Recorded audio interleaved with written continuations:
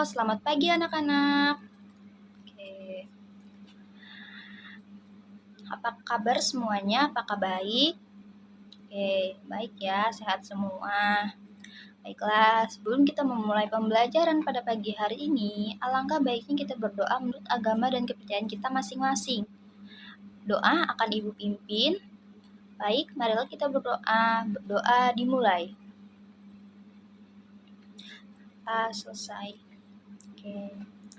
Ibu ingin kita memeriksa kerapian diri dan kebersihan kelas. Nah, coba dilihat kiri dan kanannya apakah ada sampah atau tidak. Jika ada, buanglah sampah kepada tempatnya. Oke, sudah ya. Ada yang tahu kenapa Ibu menerapkan ini? Ada yang tahu ini namanya apa? Ya, benar sekali. Ini adalah sikap disiplin. Mengapa kita harus menerapkan sikap disiplin? Karena sikap disiplin mampu menciptakan suasana lingkungan belajar yang nyaman dan tentram di kelas. Anak yang disiplin itu seperti apa? Ada yang tahu? Iya, benar. Anak disiplin itu adalah anak yang menaati peraturan dan tata tertib yang ada di sekolah. Nah, hari ini kita akan membahas materi baru yaitu tentang yang bertema tentang ekspor dan impor. Nah, ada yang tahu mengapa kita perlu melakukan kegiatan ekspor dan impor? Baiklah, ada yang bisa menjawab? Oke. Baik, sini Ibu akan menjelaskan. Jadi, mengapa kita perlu melakukan kegiatan ekspor dan impor? Sendiri itu merupakan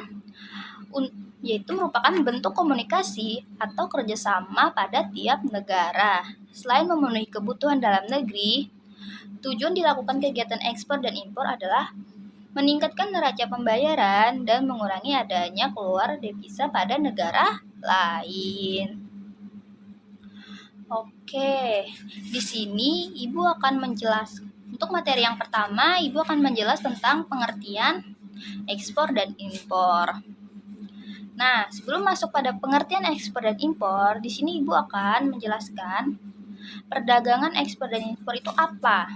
Nah, jadi perdagangan ekspor dan impor adalah perdagangan yang dilakukan antara penjual negara atau lebih antara dua negara atau lebih. Hal ini dikarenakan pembeli dan penjual berada di tempat yang berjauhan. Misalnya, pembeli ada di Indonesia, sedangkan penjual ada di Amerika. Dalam perdagangan ekspor dan impor, ini terdapat penjualan dan pembeli, akan tetapi keduanya tidak saling bertemu secara langsung. Nah, di sini Ibu akan menjelaskan pengertian ekspor. Jadi, pengertian ekspor adalah kegiatan menjual atau mengirim barang dagangan ke luar negeri sesuai dengan ketentuan pemerintah dengan pembayaran mata uang internasional yaitu dolar. Nah, di sini ada makna yaitu ada kata yaitu eksporitir. Ada yang tahu eksporitir itu apa? Tidak ada yang tahu? Oke, jadi yang dimaksud dengan eksporitir itu adalah perusahaan atau orang yang melakukan kegiatan ekspor. Nih, misalnya ya, bapaknya si Nata adalah seorang pengusaha batik. Beliau menjual barang-barang hasil usaha tersebut ke Singapura. Nah, itu artinya Bapak Nata melakukan kegiatan ekspor. Jadi Bapak Nata dapat disebut sebagai eksportir. Baiklah, di sini ada tujuan kegiatan ekspor. Nah, yang pertama tujuannya itu ialah meningkatkan laba pengusaha melalui penjualan pasar serta untuk memperoleh harga yang lebih baik. Yang kedua, membuka pasar baru di luar negeri sebagai perluasan pasar dalam negeri. Yang ketiga, manfaatkan kelebihan komunitas yang telah dimiliki. Dan yang keempat, membiasakan diri bersaing dalam pasar internasional sehingga mampu bersaing dengan negara lain. Nah, di sini ada yang tahu tidak? Barang apa saja yang diekspor Indonesia ke negara lain? Ada yang bisa menjawab, anak-anak? Oke, baik. Contohnya yaitu benar sekali, perhiasan permata, alas kaki, kayu, dan barang-barang lainnya yang terbuat dari kayu. Apakah kendaraan bermotor itu termasuk barang ekspor Indonesia ke luar negeri? Benar sekali. Kendaraan juga termasuk barang ekspor Indonesia ke negara lain. Bahan bakar juga termasuk. Oke, paham ya anak-anak? Nah, selanjutnya Ibu akan masuk ke pengertian impor. Nah, di sini impor adalah kegiatan perdagangan dengan cara memasukkan barang-barang dari luar negeri sesuai dengan ketentuan pemerintah dengan pembayaran valuta asing. Nah, di sini ada istilah importir. Apakah ada yang tahu importir itu apa?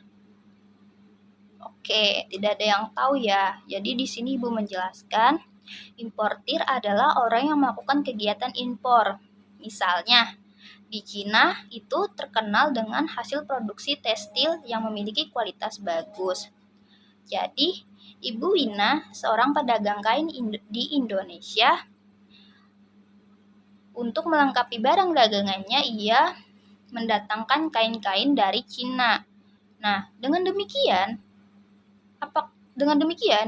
Ibu Wina telah melakukan kegiatan impor. Jadi, Ibu Wina adalah seorang importir. Nah, ada yang tahu apa tujuan dari kegiatan impor ini? Ada yang tahu anak-anak? Oke, tidak ya. Oke, baiklah.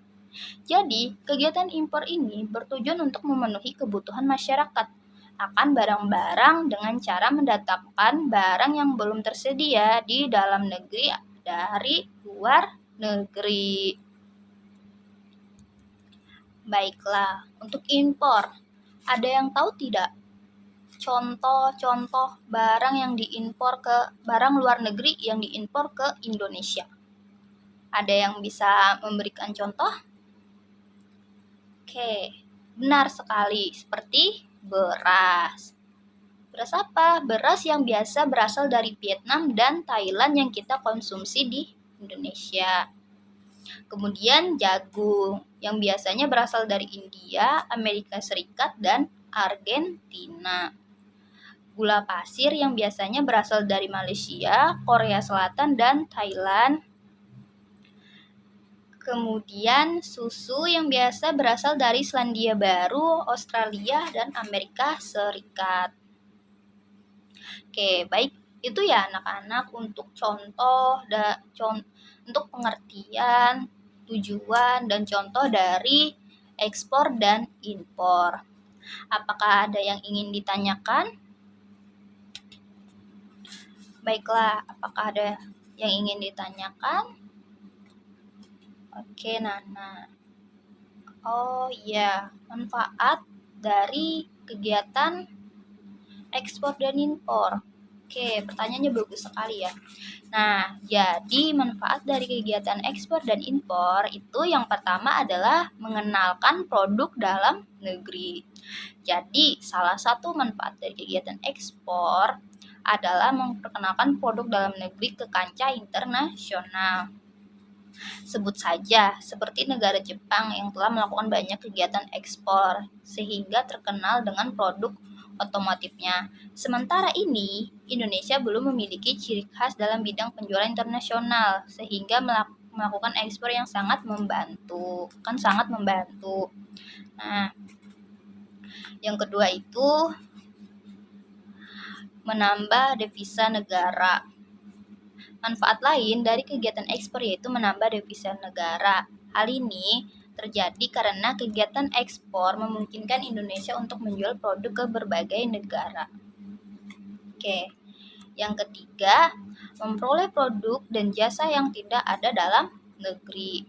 Nah, kegiatan impor juga memiliki manfaat tersendiri bagi negara. Salah satunya memperoleh produk maupun jasa yang tidak terdapat di dalam negeri. Hal ini karena setiap negara sendiri mempunyai kondisi alam yang berbeda, sehingga produk pun berbeda. Jadi kegiatan impor ini Indonesia bisa mendapatkan bahan yang sulit didapatkan di dalam negeri. Oke, nah yang terakhir itu manfaat dari kegiatan ekspor dan impor adalah menjalin kerjasama di antara antar negara. Nah, manfaat kegiatan ekspor dan impor ini sudah jelas, yaitu menjalin kerjasama antara negara, dimulai dari kegiatan perdagangan. Maka, negara-negara yang bersangkutan akan memiliki hubungan yang semakin baik. Dengan banyaknya pertemuan, selanjutnya akan mempererat hubungan tiap negara yang melakukan kegiatan kerjasama tersebut. Apakah paham, Nana? Oke, baik ya. Nah, baiklah, cukup itu saja penjelasan dari Ibu pada pagi hari ini. Untuk materi selanjutnya akan Ibu jelaskan pada minggu depan.